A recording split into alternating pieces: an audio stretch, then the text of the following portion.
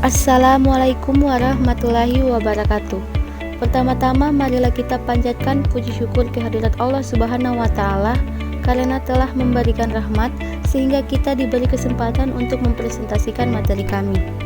Sebelumnya, perkenalkan nama saya Nur Fadila dengan IN PM 22034014 dengan teman saya Nur Ijazala Ajim dengan IN PM 22034028. Kami mahasiswa dari Universitas Muhammadiyah Lubanggai, Fakultas Ekonomi dan Bisnis, Prodi Bisnis Digital. Di sini kami akan mempresentasikan materi kami dengan judul Pemikiran-pemikiran Keynes. Pemikiran-pemikiran Keynes. Berkat jasa tokoh-tokoh neoklasik yang melumpuhkan serangan Marx terhadap sistem kapitalis, maka perekonomian pada awal ke-20 berjalan sesuai dengan paham Laissez-faire-Laissez-passer seperti keinginan kaum klasik dan neoklasik.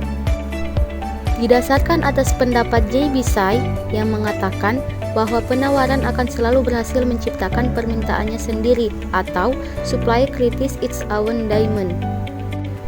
Dengan begitu, tiap perusahaan berlomba-lomba menghasilkan barang-barang sebanyak-banyaknya. Akibatnya produksi meningkat tidak terkendalikan. Hingga pada tahun 30-an dunia mengalami krisis ekonomi yang maha dahsyat atau depresi besar-besaran.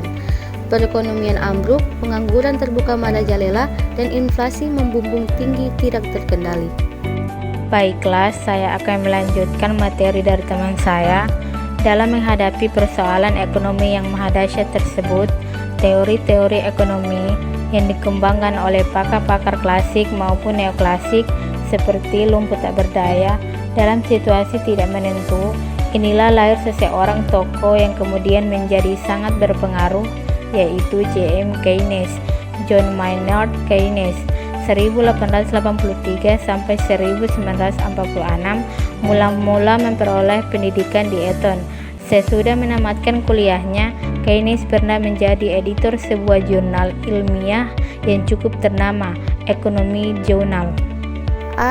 Karya-karya Keynes. Sebagai seorang pakar ekonomi ulung, John Maynard Keynes telah menulis dan menerbitkan banyak buku. Di antaranya, 1. Indian Currency and Finance, diterbitkan pada tahun 1913. 2. The Economic Consequences, diterbitkan pada tahun 1919. 3. A Revision of the Treaty, diterbitkan pada tahun 1922. 4. A Tract on Monetary Reform, diterbitkan pada tahun 1923. 5. A Treatise on Money, diterbitkan pada tahun 1930. Dan yang keenam, The General Theory of Employment Interest on Money, diterbitkan 6 tahun sesudah buku A Treatise on Money. Buku The General Theory of Employment Interest and Money merupakan salah satu buku yang paling terkenal dari semua buku yang telah diterbitkan oleh Keynes. B. Kritikan Keynes terhadap teori klasik. Kaum klasik percaya bahwa perekonomian yang dilandaskan pada kekuatan mekanisme pasar akan selalu menuju keseimbangan equilibrium. Dalam posisi keseimbangan, kegiatan produksi secara otomatis akan menciptakan daya beli untuk membeli barang-barang yang dihasilkan. Dalam posisi keseimbangan, tidak terjadi kelebihan maupun kekurangan permintaan.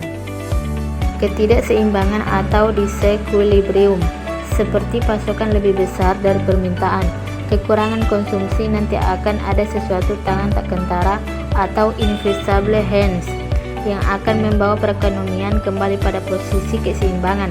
Sebagaimana sudah dijelaskan sebelumnya, analisis klasik bertumpu pada masalah-masalah mikro dalam berproduksi. Misalnya, masalah yang dihadapi adalah bagaimana menghasilkan barang-barang dan jasa sebanyak-banyaknya. Teori Say yang mengatakan bahwa penawaran akan menciptakan permintaannya sendiri, di atas dikritik habis-habisan oleh Keynes sebagai sesuatu yang keliru. Dalam kenyataannya, demikian Keynes biasanya permintaan lebih kecil dari penawaran. Alasannya, sebagian dari pendapatan yang diterima masyarakat akan ditabung dan tidak semuanya dikonsumsi. Dengan demikian, permintaan efektif biasanya lebih kecil dari total produksi. Menurut Keynes, dalam pandangan klasiknya, produksi akan selalu menciptakan permintaannya sendiri hanya berlaku untuk perekonomian tertutup, sederhana. Ini terdiri dari sektor rumah tangga dan perusahaan saja.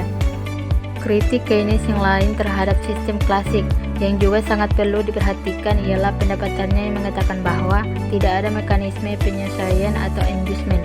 Hal ini otomatis menjamin tercapainya keseimbangan perekonomian atau equilibrium pada tingkat penggunaan kerja penuh. Pandangan Keynes dalam kenyataan pasar tenaga kerja tidak bekerja sesuai dengan pandangan klasik tersebut, dimanapun para pekerja mempunyai macam serikat kerja atau labor union yang akan berusaha memperjuangkan kepentingan buruh dari penurunan tingkat upah. Dari sini Keynes mengancam analisis kaum klasik yang didasarkan pada pengandaian yang keliru dengan kenyataan hidup sehari-hari. Demikian beberapa hal yang bisa kami sampaikan pada kesempatan hari ini. Kami kelompok 3 memohon maaf yang sebesar-besarnya apabila ada tutur kata maupun tindakan yang kurang berkenan bagi Bapak dan teman-teman sekalian. Dengan ini presentasi hari ini kami tutup, tak lupa dengan mengucapkan salam. Wassalamualaikum warahmatullahi wabarakatuh.